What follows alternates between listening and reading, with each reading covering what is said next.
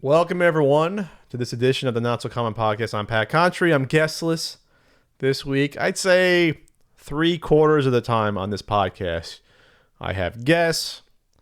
Ian last time showed up for a special talk that, we didn't want to have to do, but we had to, given the circumstances. I mean, didn't want to in terms of it was rough, but, talking about Justin Carmichael. But now we're back to the regular comings and goings of Castle Country and what's been going on. Place is still being worked on. I'm still trying to get stuff done. I'm still trying to get my Twitch up and going. More details on that later. Still working on a certain Super Nintendo guidebook. But I had a fun weekend. I saw Avengers Infinity War. Saw that on Thursday night. There was a 10:30 showing.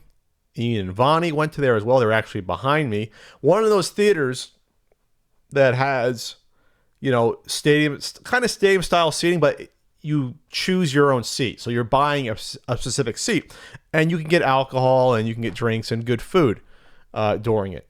So that was all good. So I got my brownie sundae. I was in the first row though, unfortunately. Some of the caramel popcorn they put with the brownie sundae, which wasn't a bad idea in theory, wasn't popped, so that was bad. But I watched Avengers Infinity War. And you know what? It was good. Was it my favorite out of these, 19 MCU films since 2008? Absolutely was not my favorite one, which I'll get into why. But it was probably still top 5 for sure. I mean, people like top 5 lists. Okay, here's Pat's, top 5 Marvel MCU movies. You want to do 5 or 6? All right. Captain America Winter Soldier is still absolutely number 1.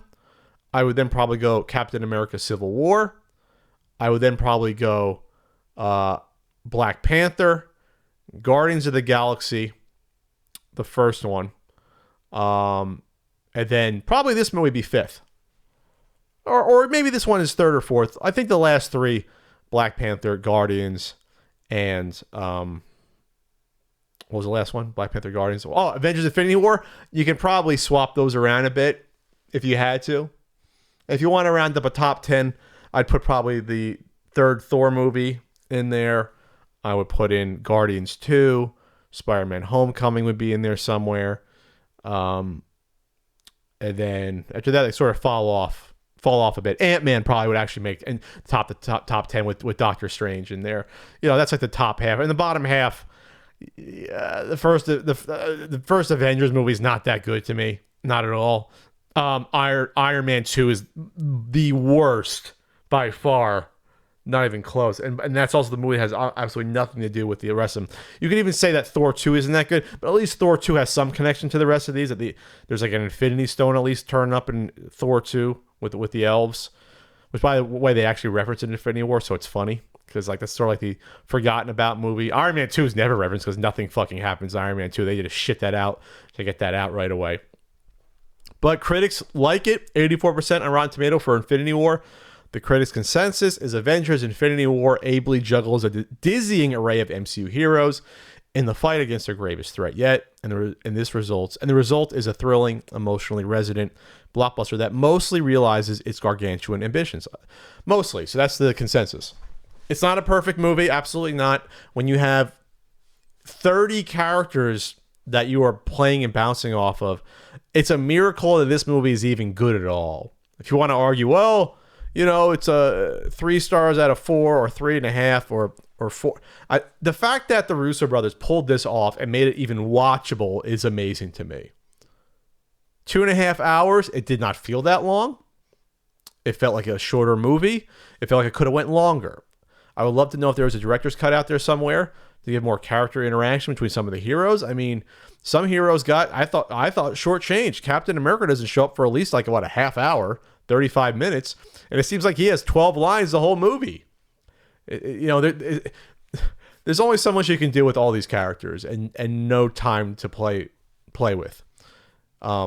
There's usually 4 or 5 while the movie's going on. There's 4 subplots happening at the same time. There's 4 different groups. You have Thor and the Guardians, and then you have Spider-Man with Iron Man and Doctor Strange, and then you have the Captain America group with Black Widow and Falcon, and then you have another subplot going on. This is all before they get to Wakanda, halfway through the movie. Then you have Vision and Scarlet Witch, and of course they meet up and interact with each other. And then you have Hulk's hanging out here and there. He starts with this is spoiler heavy. Hulk starts with leading off from the end of Thor Ragnarok. They get invaded by Thanos and his cronies there. And then they splinter off, and then he joins up. And while you're watching this, I guess, not that you're shocked that you're seeing this unfold, but I don't even think 10 years ago, like, we knew that they were building towards this moment, going back to like 2009 or 10 when they spelled out all these movies, not to a T all these movies, but they knew that they're going to work to this Infinity War Part 1 and 2 like 6, 7, 8 years ago. They knew before the first Avengers movie, and they started making that in like 2000. They started writing in 2010, but 2011 they started producing it, even before that. So they knew this was coming. This is a monumental feat, just not for the fact that it's a superhero crossover movie that's gigantic, but just for movies in general that they got to this point. Over 19 movies, they were consistently all good. Even the worst, even I say Iron Man 2 is a bad movie, just compared to the rest of the Marvel movies, it's bad. But you can still watch that movie and say, oh, okay, at least it's competently made. There's plot holes. It's obviously rushed. But at least this is it's not like a 1 out of 10. If you want to say it's like a 5 out of 10, argue that. Like it's just average or slightly below average. Yeah, probably. But it's a miracle that they've been this consistent. By the way, I'm wearing my Captain America pants, PJ pants, and my Hulk shirt, which kind of looks like me, in celebration of this conversation, right? But when I'm watching this movie, I'm just sort of in awe that it even got made. They've only swapped out 2 actors for roles in 10 years, and that was because one guy they didn't like working with, Edward Norton as Bruce Banner, and then they swapped out War Machine because, I guess, of a contract dispute. They didn't have him sewn up for more than one movie, which I always thought was weird. I believe so, and got Don Cheadle in there. I always thought Terrence Howard probably would have worked better, for me at least, as War Machine, but whatever. So other than that, though, it's been consistent.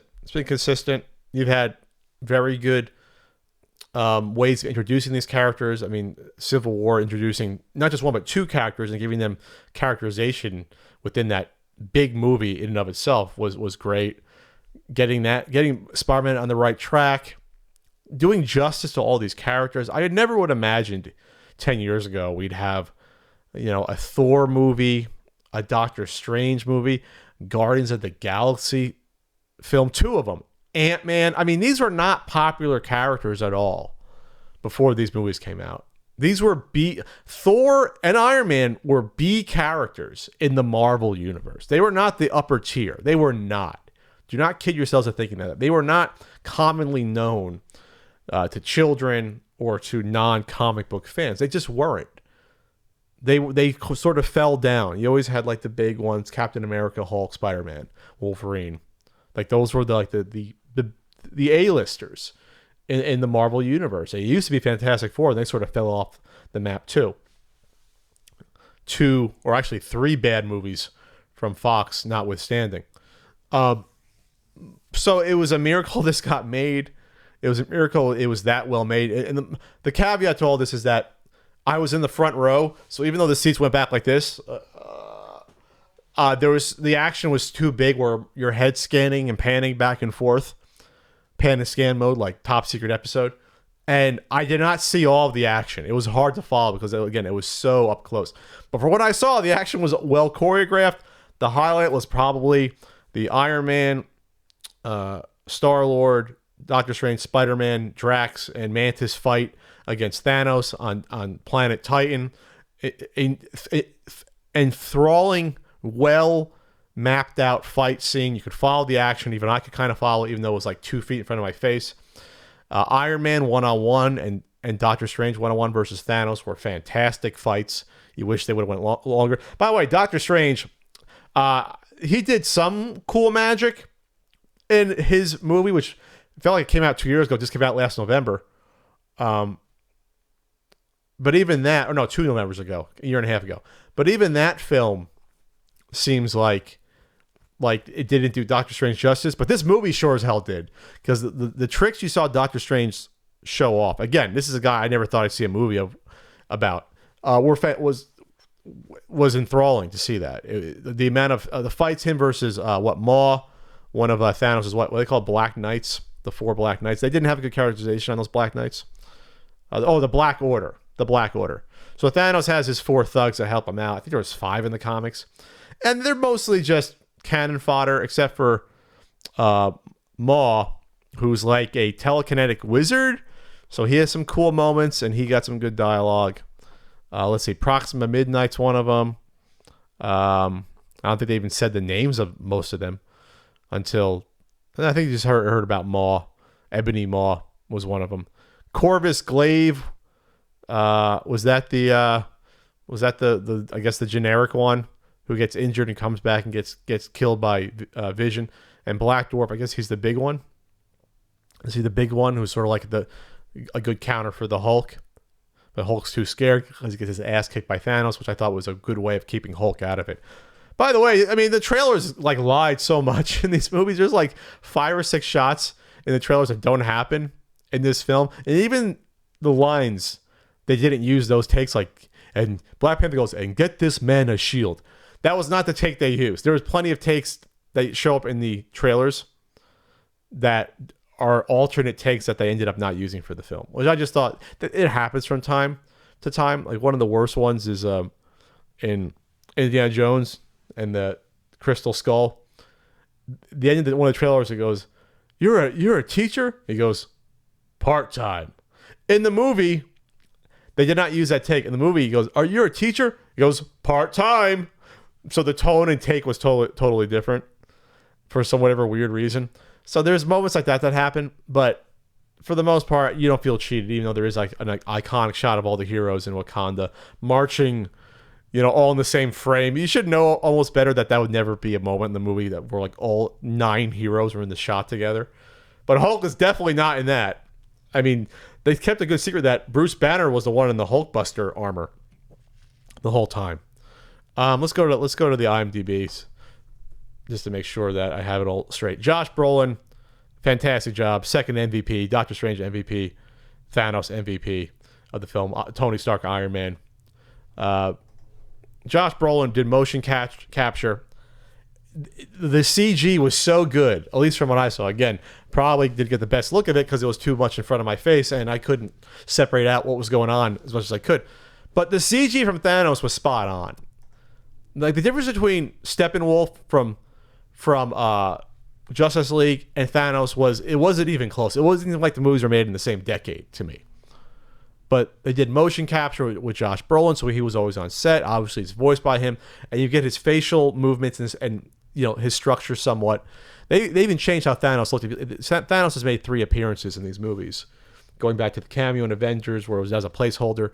Then he shows up. He shows up in Guardians for a little bit. Then I think there's a cameo in another one. So this is like his 3rd full appearance, or 2nd full appearance, but maybe 3rd or 4th. So finally they realized, okay, we got Josh Brolin do this. We got to change how he looks. So they altered how he looked a little bit. This game was more purple than blue. But just a great job all around by Josh Brolin. Like really an emotional performance. And they gave a good characterization to Thanos for his actions. Because honestly, in the Infinity Gauntlet story, which this is loosely based on, Thanos doesn't really have a good reason to want to destroy everyone. He wants to impress the human form, or the anthropomorphized version of Death, which is like a female with a cloak on, and he wants to just get closer, but she keeps rejecting him, and that's his reason for doing all this. And it's like, and they couldn't put that on film. They couldn't. The same way I guess they thought the Civil War comic book would not work on film. There's too many other heroes involved that get killed and other things happen. That was to me a good proper way of translating that story arc into this. I think this was a very good job of translating Thanos' motivation into the movie realm. And he was more interesting, I think, for that. He was more well-rounded. Now, you can have the argument about, well, why isn't Thanos has all this power, Why doesn't he just, make meatballs rain out of the sky to feed everyone instead of worrying about resources going to shit and all these planets and overpopulation? I get that. I totally get that. Then you wouldn't have a movie. That's the answer. You wouldn't have a movie at that point. Yeah, they did a good job. Loki gets killed. He's done. The Gamora thing I thought was shocking. I could see that sort of coming, just because you had to know there was a good reason why she wanted Peter to kill her, not get caught up with Thanos for the location. But I was like, there's something coming here. And then once they said you have to trade trade a soul for the Soul Stone, I'm like, okay, she's dead. And it was nice to see Red Skull come back. That was sort of a shock to the audience. I think half the audience didn't realize who he was, because I honestly think at this point half the audience has only seen these Marvel movies over the past couple of years and didn't see those early ones from 2011 that are almost unrecognizable by now when Captain America came out. Like, you almost can't look at the first year. The movies up to the first Avengers movie are almost totally different than the ones afterwards when you look at them.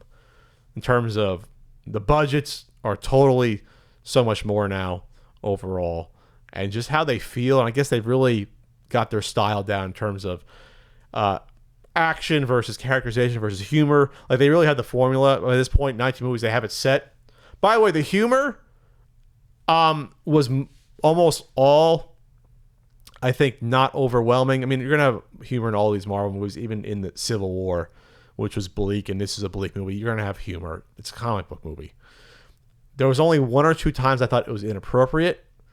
The big one being the big battle at Wakanda to basically, save the universe because they can't get the Vision, trying to keep Vision away and protect them. Like, during the middle of this fearsome battle with all these ugly alien mutants attacking, you hear little teenage Groot go, "I am Groot," and Steve Rogers goes, "I am Steve Rogers," and it was still entertaining, but come on, they're just like almost getting killed every second. I'm not sure they have time for comic relief in the middle of the battle. That aside, that's a minor quibble. The fact that the Brewster brothers could write a movie like this, get all the actors in place to do this, and they shot these back to back, which I guess they had to. You have literally the main characters. There's like 20 of them, so you're gonna have to be able to do that. Get them all involved. It was remarkable. And every hero got some chance to shine and show off their powers and abilities. Even Falcon got to do his thing, shooting up those alien guys. War Machine got a lot to do. He helped stave off the attack for a while. You have, let's see, what's their name? The general of the Dora Milaje got a chance to show off and do her thing, and then Black Widow, and then Scarlet Witch did a lot. I heard from Ian that Ian said Vonnie thought that she was underpowered, or they toned down her powers. No, she did a decent amount. She held off Thanos with a spell, so she did a lot. I thought Spider-Man has been underpowered in all these movies. I mean, and that's what pisses me off, because if you want to talk about powerful, sort of guys in terms of brute strength, Spider-Man, out of all the heroes that have shown up in these Marvel movies, Spider-Man is only less powerful than Hulk, less powerful than Thor, and that's really it. And probably maybe Iron Man with his whatever tech he's using with his state of armor, but that's it. He can wax all these other guys easily. So there's a moment where Peter, Star-Lord, gets Spider-Man straight to shoot him in the head. And all I'm thinking of, first of all, Spider-Man's so quick and so strong that he can move and snap off his arm without Star-Lord even knowing what's happening. So that's just sort of annoying to me that they're underpowering Spider-Man to that extent. I'm not saying he's got to be as powerful as the comics all the time, be that quick and that powerful and have the webs. But Spider-Man has a lot of brute strength. He can lift like 10 tons. He's not a nobody. He's stronger, way stronger than even Captain America, pound for pound. Not even pound for pound. He just is. He's like 5 to 10 times stronger than Captain America.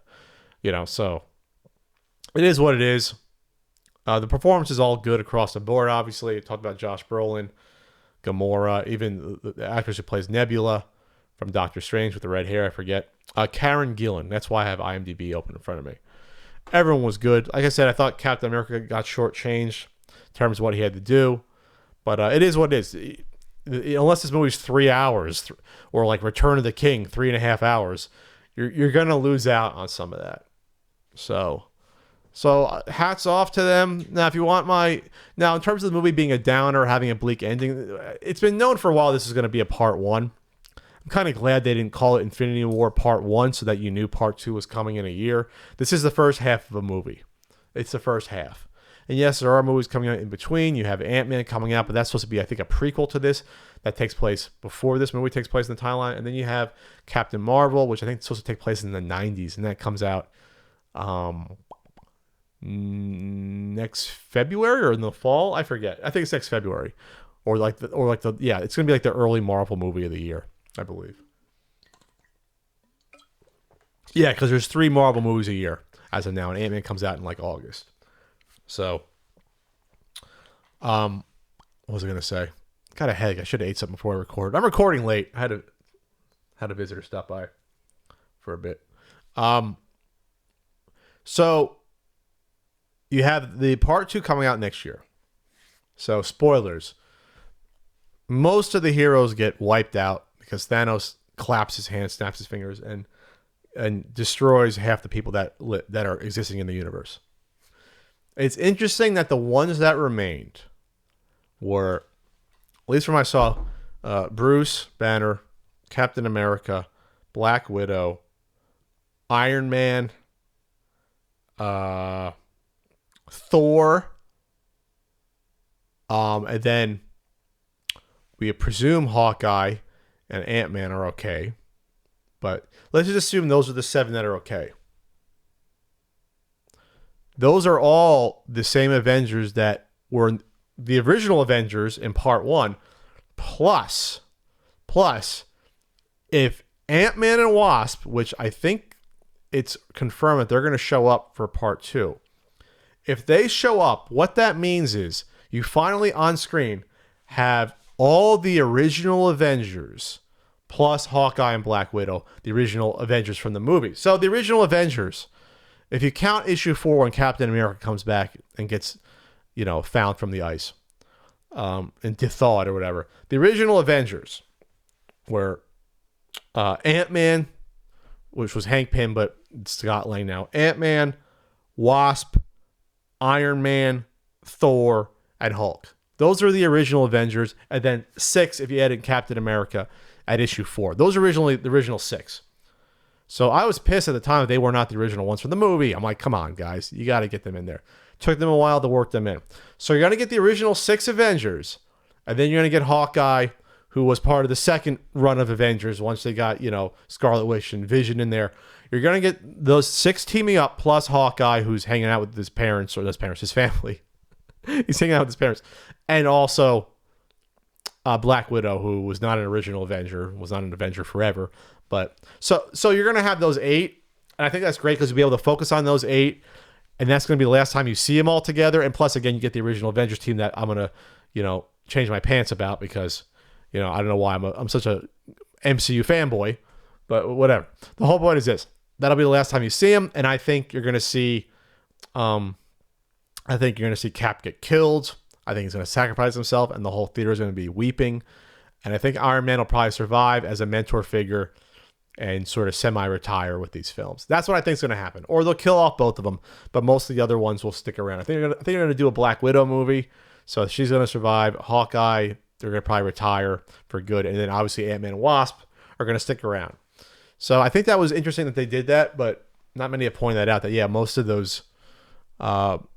Most of the characters that got killed or disappeared or flaked away into ash after the end of Infinity War, those are mostly the newer characters that they've established the last three years or so since Avengers Age of Ultron, which was only 3 years ago. It feels like it was longer. So I think that's a cool idea. You have a much more focused movie for part 2. Hats off, Russo Bros. I got to see it again just so I can fucking see the action and see the cool Doctor Strange fight up close better. So that's what's going on with me. This is a weird, not so common podcast, but there's a few other topics I want to touch upon. What did you think about Avengers Infinity War? Let me know in the comment section. if Pat knows what the hell he's talking about. Let me tell you all about Simple Contacts. Simple Contacts is the most convenient way to renew your contact lens prescription and reorder your brand of contacts from anywhere in minutes. It's vision care for the 21st century. Instead of heading out to see the eye doctor every single year to renew your prescription as required by law for something you wear every day, just take a few minutes out of your day and do it on your own time. How does it work? Well, when you need to renew your prescription, just take a 5-minute vision test from your phone or computer. It's then reviewed by a licensed eye doctor. You'll then receive a renewed prescription and you can reorder your contacts. All you need is your current contacts, an internet connection, and 10 feet of space. Have an unexpired prescription? Just upload a photo of your doctor's information and you can order your lenses. It's convenient. There's so many things demanding your time. Contact lenses shouldn't be one of them. With Simple Contacts, you can renew your prescription and reorder your contacts from anywhere in minutes. Again, no more doctor's office, no more making appointments, waiting for all that. It's fast, takes less than 5 minutes. You'll save a ton of time. It's reliable. It's been designed by doctors and licensed ophthalmologists, and they review every test carefully to make sure your eyes look healthy and that your vision hasn't changed. Simple Contacts has all the brands and types of lenses you're familiar with, so you never have to shop around to find your lenses at the best price. They've been rated 5 stars. 5 stars over 3,000 times on the App Store. You can text with a support team and always get to speak with a person, not a robot. With summer coming around the corner, there's no shortage of reasons to have contacts on hand.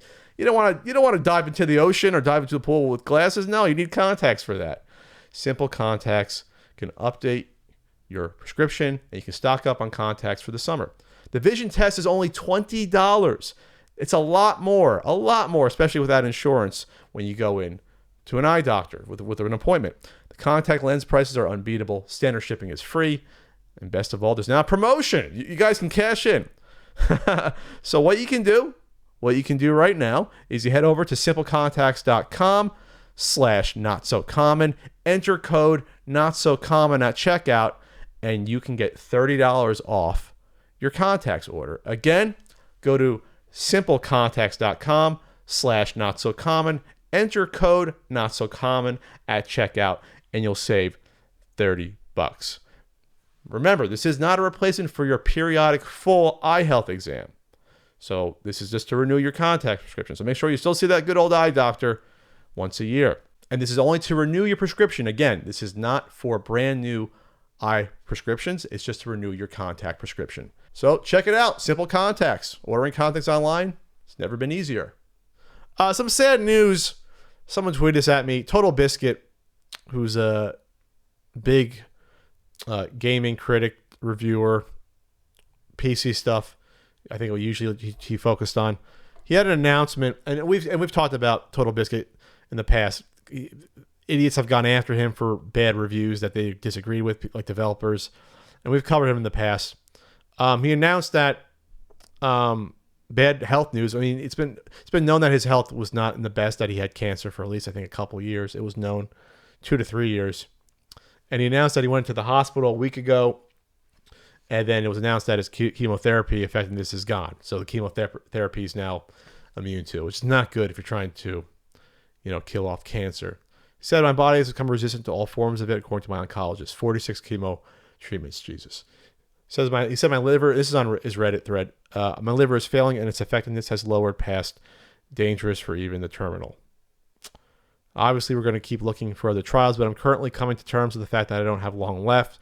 And right now, at any rate, there's literally nothing I can do about it other than try to manage the pain as best as possible and stay as hydrated as possible to ease the pressure on the liver.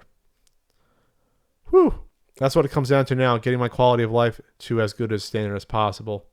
So he's going to basically retire as a game critic, but I think he's going to try to do other things because he still wants to make a living for him and his family, like keep up with Twitch, and I think he has that podcast, the co-optional podcast, I believe. So he's not asking for any personal support other than checking out, I guess, sponsors and still listening to his stuff and watching his stuff. He's not going to do a GoFundMe, and he has merch. So yeah, it's sad. He's a big guy in the community, and he's ethical. He sticks by his guns. He's very intelligent. He's entertaining. I have not seen a lot of his stuff, but from what I have seen stuff he's covered on the podcast, we're talking about grade A stuff right there. Um, and I guess when these moments happen, you put life into perspective. You know what you can lose, and you know what's really important. And I guess I'm guessing that since he's been struggling this for a while, he's already done that. He's put his thoughts in order about it. I want to enjoy what I have left, and that's what, from what I've seen, he's been gearing towards that for a while, even before this point in time. So, all you can hope is that he's at peace with his condition and that he enjoys the rest of his days as best he can with his family and his friends. And I don't know how I'd take the news, if I would be angry about it and be like, fuck the world, how dare this happen to me, or be sort of, turned off to the fact that I can't, at least to me, enjoy the last of my days. But having a positive approach like that, that's the best you can do. It's the only thing you can hope for, is positive thinking and trying to enjoy what's left. So, not sure what else I have to say about that. It's just a shame. He's not that old of a guy. He's obviously very talented. He's got tons of followers that love him. Million plus followers on YouTube. He's got 700,000 Twitter followers, for God's sake. 2.2 million. The Cynical Brit. Yeah, he's got his podcast he does that people like. He reviews games. He's on Twitch. Yeah, that's all I can say. Is that I hope something happens where this gets turned around. I'm not sure he'll be able to get a new liver, just because on those lists they usually, if it's hard to give someone a new liver if they know you have cancer.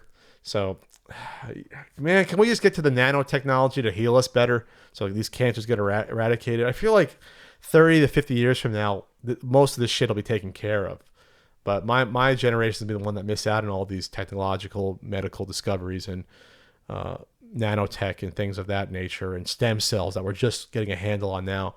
I feel like in the future, hopefully, that sort of treatments, they'll just inject you with a bunch of fucking little nanites that go in and repair cells for you, and then cancer is wiped out. That's basically what cancer is mutations of your cells that don't work properly anymore.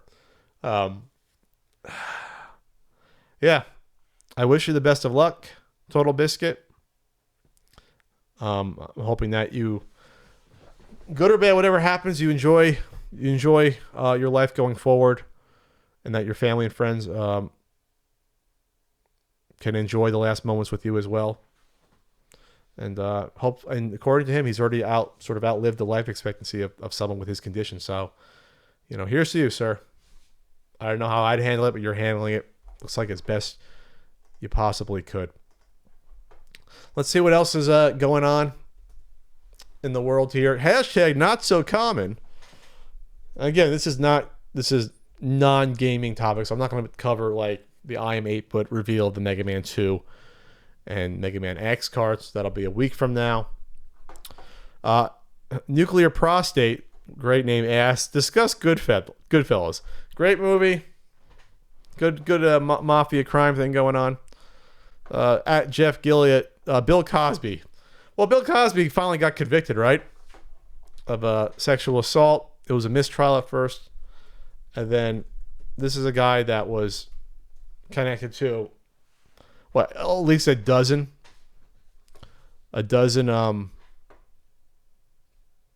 allegations of sexual assault or rape in the past. And, yeah, bad stuff. Giving women drugs and quaaludes. Is it even alleged anymore? Allegedly? No, he got convicted of at least one count of it, right? He may not spend any time in prison because I think he's like almost blind now. So they might just say, well, his quality of life sucks. He won't be able to survive in prison. But I think this is it's important just to remember this, though, is that it took decades for these stories to come out and for women to believe him. And when I see people respond to, like, for example, of me and Ian talk about a person we used to know and sexual assault allegations, that the reason why this is different in terms of burden of proof is because, first of all, for so many years and in a lot of cultures still, women are not believed when they say they've been assaulted or raped. They're just not believed. On top of the fact that it's so hard because of the intense shame they often feel that it happened to them. And this isn't me just postulating. I know people that bad stuff's happened to, and they feel ashamed even to talk about it. They feel like it was either it was their fault, or they feel like something like it's just nothing proper to even discuss. Sometimes a sexual assault or a rape, it's tough to even talk about it, to have the strength to, but then to tell an authority about it, and then to be believed, and then to go through it again, to recount it to someone multiple times. This is not like someone getting shot. This isn't like getting robbed. This isn't where the evidence is out there. Like if someone gets murdered or something's stolen, the evidence is there. You see it there. It's undeniable that someone got shot. It's undeniable something got stolen, especially if they find that, that item with the robber. Like, okay, the evidence is there. Sexual assault and rape is such a crime that a lot of it is by believing the victim. Like you have to start there. You have to start with believing the victim's word. There's no body to see or report about. There's no like, the burden of proof is so much harder that I don't think when people say, "Well, I want to see the evidence before I decide," what fucking evidence are you first gonna just dole out? Where's the fucking body you can wheel out from the morgue? There isn't one. So, like these women, a lot of these women were afraid to talk for years, or they weren't believed. So think about that. And this is for obviously someone famous too. So it makes it tougher to be believed. Bill Cosby was a family man. He had the biggest sitcom in the 80s, Cosby Show. I watch it. You watch it. He was a Jello pudding pop guy. So think about all these factors for these women to come out. So it's not easy to do this, to come out after you've been sexually assaulted and to say that person did it, because you might not be believed. You may be laughed at, scoffed at, saying, "Oh, well, you're just doing it for fame," which, Jesus Christ. We look at the statistics in terms of people that make up rape claims. It's not that many, because most of the time you have absolutely fucking nothing to gain but potential ridicule. You may say, well, this guy's famous. Think about the vast majority of people that are assaulted, sexually assaulted or raped. They got nothing to fucking gain by coming out and saying that. Nothing personal gain, because they know that they're going to be shamed or laughed at, or sometimes people go after the victims. A lot of fucking shady shit happens because people, for some reason, people want to think that men can rape someone or sexually assault someone. Like they don't think that's a thing that can possibly happen. I don't know why. I mean, I've known several women that bad things have happened to. It's a disheartening statistic in terms of the percentage of women that have been raped or sexually assaulted in the populace. It's a disheartening percentage. It's not a small minority either. I've seen statistics where it's 20 to 25% of women have had some sort of assault experience. And that makes your stomach turn when you realize there's some bad actors out there. A lot of bad people. But anyway, so that just made me think of that. Cosby's 80. He did a lot of this stuff, it sounds like, from the 70s up until 10 years ago. And he probably won't go to prison. Because he's blind. I don't know how he got to be blind. I don't know if he's faking that he's blind. But, I thought about that. I think I wanted to educate people about just, people say, "Oh, why did they go to the police early? Why don't you do that?" Yeah, you're not a fucking 100-pound woman. So, like, if you're a man, most men would be like, "Yeah, I would have said something right away." Well, you have the mentality where you won't be victimized, because it's harder to victimize a 200-pound man than it is like a 100-pound woman or 130-pound woman. I see my female friends walking around where they're like 120 pounds, 130 pounds, 110 pounds. And I said, "You carry a weapon on you, right? Like you just have a weapon on you just in case, like a pepper spray?" Because I can't imagine going out there with what I know about how some men act, not having some sort of defense item for someone that outweighs you 80 pounds, 100 pounds. There's not a hell of a lot you can do to fight back once the weight classes are that far apart. I don't care if you're training like the Black Widow or Ronda Rousey. Someone that weighs you by 100 pounds, this guy get a hold of you and it's basically over. So the strength differential's too much. So, man, I feel like I got to buy all my female friends tasers now. For me to feel better, not even them. Women out there, learn some Muay Thai. Use elbows, use knees. Go for the neck, the balls, the eyes, scratch and claw. If someone gets a hold of you, or if you're in a situation that you want to get out of and the guy's fucking being physical with you. It's Jesus Christ. It's just, man, it's disheartening. Women should get the benefit of the doubt when it comes to being believed when this stuff happens. That makes me an asshole or an SJW for saying that. I don't know. Look in the mirror and ask what would happen if you had a friend or your wife, your girlfriend, your sister, your mom, if they came to you and said, oh, I was attacked or raped, would you say, well, let me see the evidence of that? Or would you at least believe them at first? Because they came to you and they're fucking distraught and crying. Which one would you do as an objective guy? Would you give someone the benefit of the doubt that maybe they're telling the truth about their story? That maybe it was difficult for them to even get the courage to admit something that they thought would be shameful or troubling for someone else to listen to? All right, that's it on that topic. Someone asked, am I going to talk about my beef with Matt Patt? I don't have a beef with Matt Patt. We had a falling out back in like 2012. Maybe I'll talk about why that happened someday. You know, it was a falling out. There's no beef right now. I'm sure if I saw the guy, we'd say hi and go about our business. But he wants nothing to do with me. I want nothing to do with him, really. I mean, that's what it comes down to. If you asked him, he probably wouldn't say that, though, because you got to put on a happy smile face for your empire. Any good Netflix recommendations? I have none. I don't know what's going on. Let's see. I've been watching Mad Men. Fantastic. Talked about it with Ian. Mad Men's a great show. I binged Mad Men and probably got behind writing like 2 weeks because I just binge watched all 7 seasons. I watched the first couple when it was first on. Why do you sound constipated whenever you say limited edition or sealed? Well, when I say sealed, I don't sound constipated. Well, that's the Shop at Home guy. That's what's his name? Don West, Shop at Home. This is from that Picard maker, M maker. Do you ever see yourself ending the Path the NA's Punk series, or have you thought about your life after YouTube? I have a life outside of YouTube, actually. I mean, we want to be technical about it. Stuff like the book has nothing to do with YouTube. I have other business ventures coming out that really have nothing to do with YouTube, like the app, and I have a documentary coming out. I'm going to be helping with the independent game in the future. I have other business ventures that are kind of not really connected with YouTube at all. So when you look at it that way, I am going to have life after YouTube, whether or not I still do YouTube, which I'm still going to do YouTube. And Pat the NA's Punk ain't dead yet. Wired article notwithstanding. Second time I use notwithstanding this podcast. But it's not dead yet, for sure. And I'm going to get into Twitch either way. I'm putting off getting into Twitch. I'm going to get into it. This is from Cora42. How about Facebook getting a dating feature? Yikes. Well, that's a good idea. With the whole Cambridge Analytica stuff and fucking developers stealing information from Facebook, and maybe with that information, maybe helping swing an election that happened in 2016. Yeah, you're really going to put your fucking dating information on Facebook so people can know exactly what you're talking to people about and who you like? Yeah, I'm not going to get into that, how dumb of an idea that is. But from what I read, it's going to be separate. You're going to have a separate Facebook dating profile from your regular one, and you won't be able to match with anyone on your friends list at all.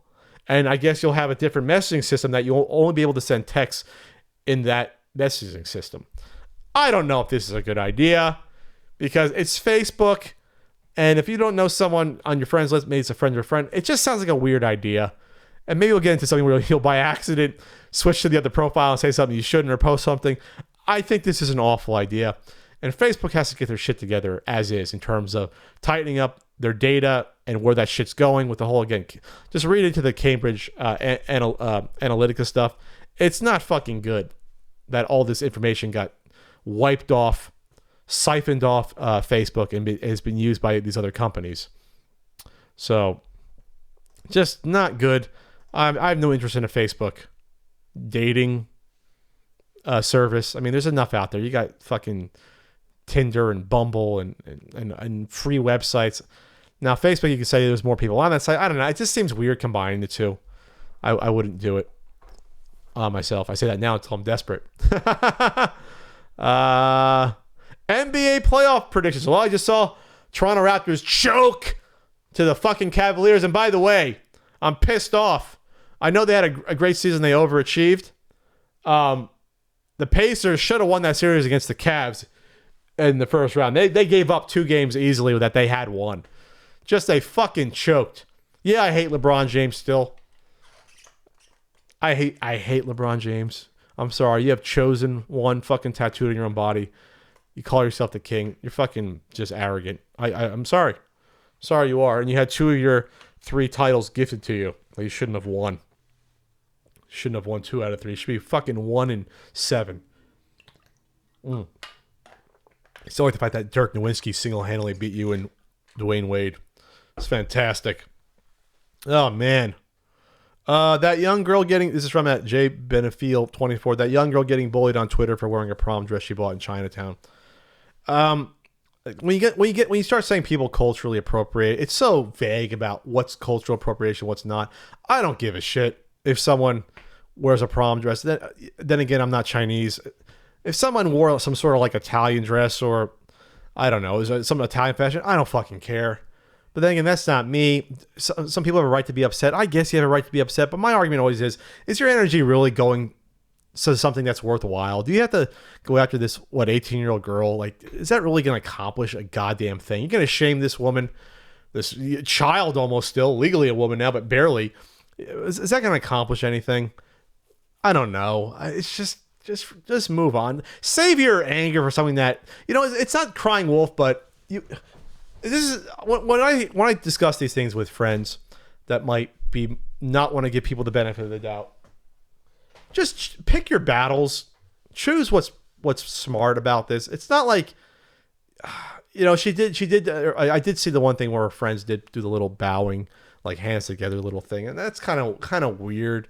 But these are kids, and it wasn't like she did a version of blackface to me. It was a dress. It was a beautiful dress she found, and she's probably a little ignorant or doesn't know any better when it comes to certain things. But in her heart, I think that the intent was not to offend people.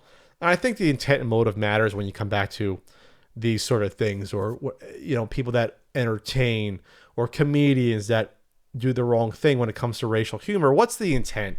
Is the intent to offend a particular group, or is it to use a certain group to make a point that may be offensive but not to that group? I mean, you have to think about context. Context does matter when it comes to these scenarios. I would give this 18-year-old girl the benefit of the doubt, but then again, I'm not Chinese.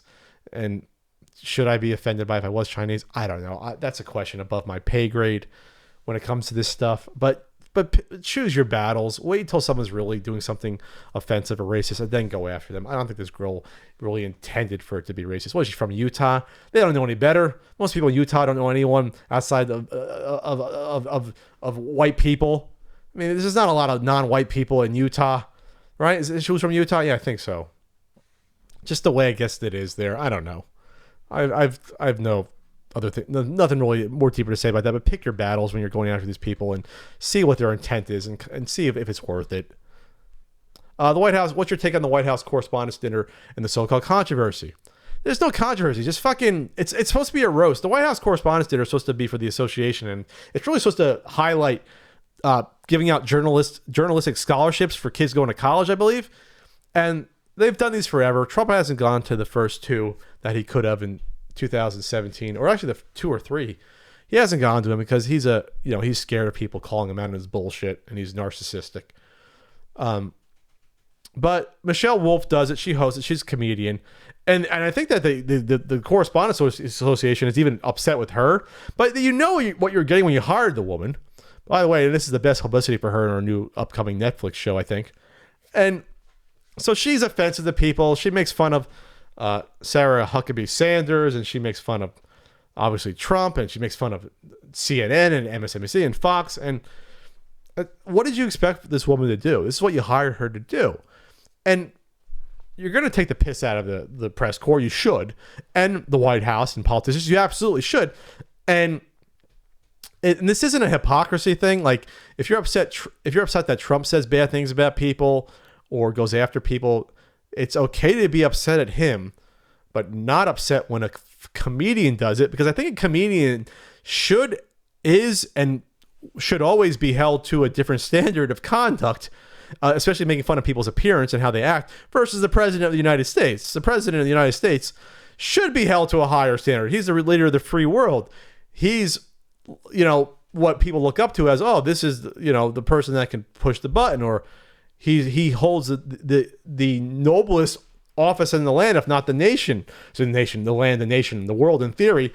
So it's not hypocrisy to think that what Michelle Wolf did was not wrong, but what Trump did, making fun of people's appearances or behavior, or making fun of people, reporter with a disability, which he has done, that's not hypocritical, because the president, he's supposed to be stately. He's a politician. he should be held to the highest standard of behavior, or at least higher than a comedian that's hired to roast. I don't see why that was not a hot take I ever agreed with. That you can criticize a politician or the president for their behavior, for being a sleazeball. I'm not going to criticize a roaster at a dinner doing that. And Obama went to these past ones and he roasted people. And hey, if Trump wanted to do that, he could have done that. He could have roasted Michelle Wolf right back, and that would have been the proper place to do it. I think the whole thing is weird. I think the Correspondents dinner is a circle jerk between the networks. Like, oh, look how cool, important we are. This is our version of the Emmys or the Oscars, and we can just pat each other in the back. And I don't like politicians and the press corps and news organizations getting too chummy with each other anyway, because the press is the defense, is basically the barrier between the politicians and the elite and the public and the humanoids like us. So the press has to do their job and make sure that the politicians in the White House and the senators and the congressmen, that they stay in line, that they uncover any graft and corruption and bullshit behavior to protect us from the bad elements in power, the fourth estate, that whole deal. So it kind of bothers me that there's even this Correspondents dinner to begin with. You want to give away scholarships and awards, fucking do that, but don't get all chummy with the politician. That element bothers me. If you want to do just with the correspondents themselves, the White House Correspondents Association, and keep the politicians out of it. To me, I think that's bothersome to me in and of itself. That I don't want to hear the president get all chummy and make jokes anyway with the. I don't know. I think there always should be this line in between the press and politicians. That's my opinion. Is that unreasonable? Who's trying to call me right now?